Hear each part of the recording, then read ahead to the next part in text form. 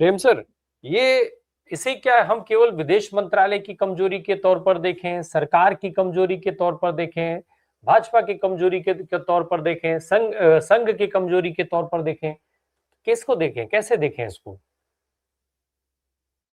जी राम जी, कमजोरी तो सत्ता की दिख रही है। हिंदुस्तान कमजोर दिख रहा है, देश कमजोर दिख रहा है दुनिया के सामने। मोदी मीडिया को नहीं बचा पा रही हैं, मीडिया मोदी को नहीं बचा पा रही है। दोनों की खिल्ली उड़ा रहा है एक राजदूत स्तर का व्यक्ति, जिसके बारे में अभी पूर्व वक्ताओं ने सही कहा कि उसका रहना ठहरना हमारी मर्जी पर है। हम जब स्टैंड ले ले उनको छोड़ के जाना पड़ेगा, लेकिन इसके बावजूद वो हमारी मर्जी पर नहीं है, ये साबित कर रहा है।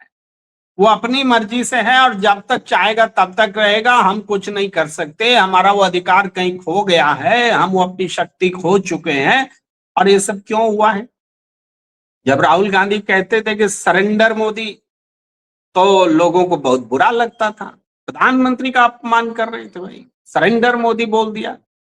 जब बच्चे कह रहे थे 56 इंच का बंदर, तो प्रधानमंत्री का अपमान हो रहा था। और आज जब सर्गेई कह रहे हैं अमेरिकन राजदूत, तो अपमान हो ही नहीं रहा है, चुप हैं सब लोग। ये तो सम्मान समझ रहे हैं।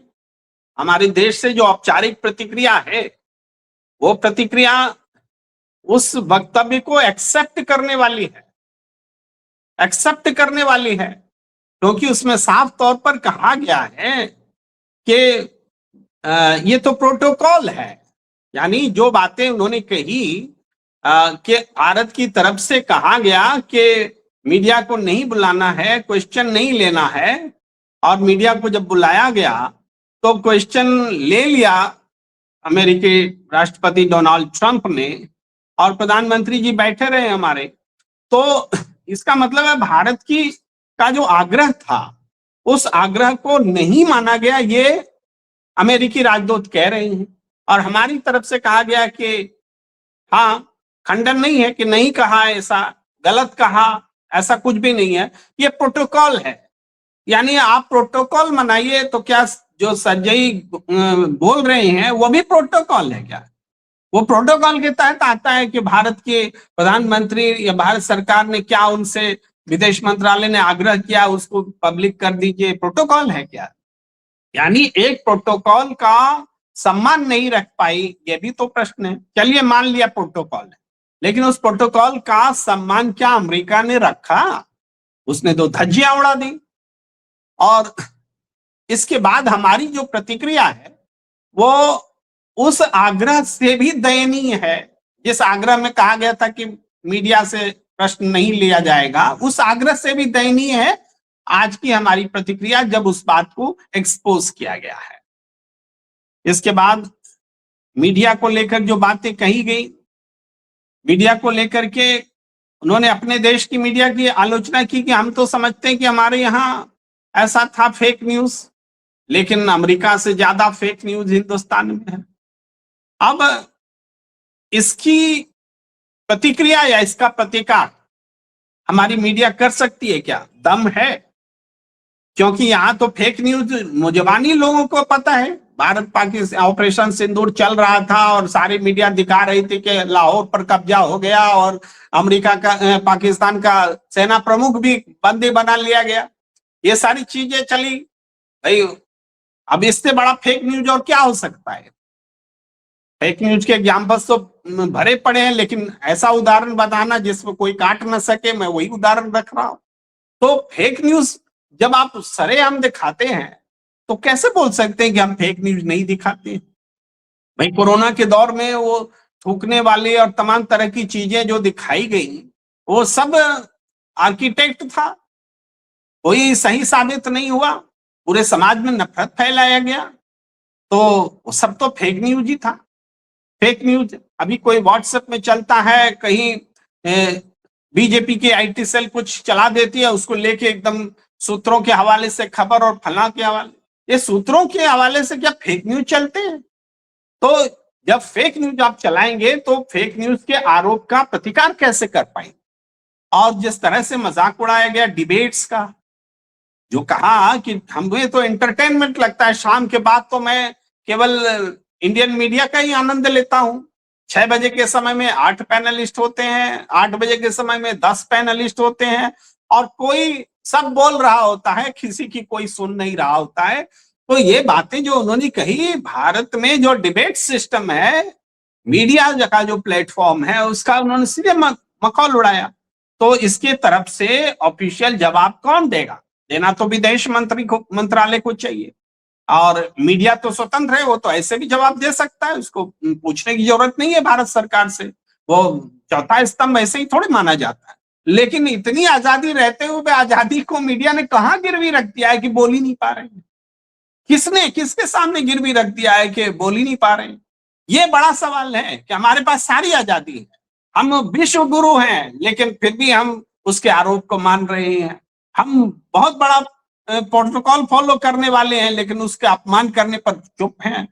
तो ये जो स्थिति बना दी गई है, ये मोदी और बीजेपी और आरएसएस से कहीं ज्यादा देश का अपमान हो रहा है। यहाँ पर भारत के अपमान को बचाने की बात होनी चाहिए। एक बच्ची ने गाली दे दी तो प्रधानमंत्री का अपमान हो गया, और अमेरिका का राजदूत जो बोल रहा है उस गाली से छोटा है या बड़ा?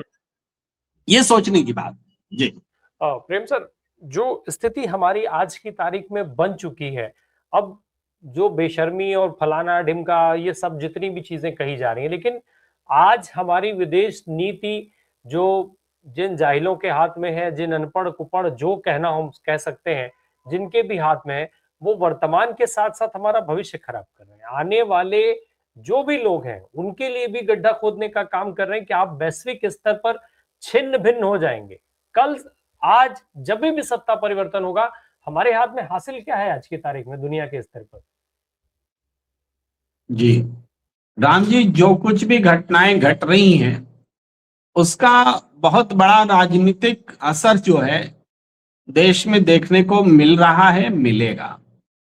और अमेरिका की तरफ से जो बातें अपमानजनक कही जा रही हैं, जो निश्चित रूप से हमारे देश के लिए अपमानजनक है, तो इसकी प्रतिक्रिया भारत में होगी, ये बात भी अमेरिका को मालूम है।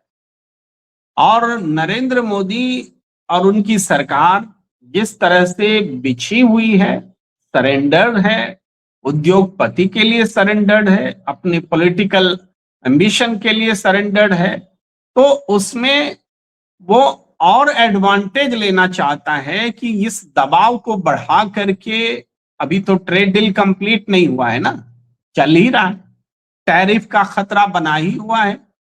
रूस से तेल लेंगे तो ये 100% टैरिफ की बात कर रहे हैं। तो इन सारे दबावों के बीच नरेंद्र मोदी को किस दबाव का सबसे ज्यादा डर लगता है? कि कहीं उनकी राजनीति पर दबाव न पड़ जाए, उनके चुनाव जीतने की उम्मीद पर असर न पड़ जाए, इस दबाव पर ही सबसे ज्यादा उनको डर लगता है। कहीं अडानी का हित प्रभावित न हो जाए, वो जेल न चले जाए, उनसे केस कैसे वापस होगा, उस दबाव का डर लगता है। देश के सम्मान पर कोई आंच आए, इसका कोई दबाव नरेंद्र मोदी और उसकी सरकार पर नहीं है। तो बात यह है कि इस दबाव से वो देश की जनता कैसे ले रही है या कैसे लेने वाली है। हम जो चर्चा कर रहे हैं, हमारी चर्चा में एक थकान है, एक निराशा है कि हम तो बोल रहे हैं बस, लेकिन हम बोल नहीं रहे।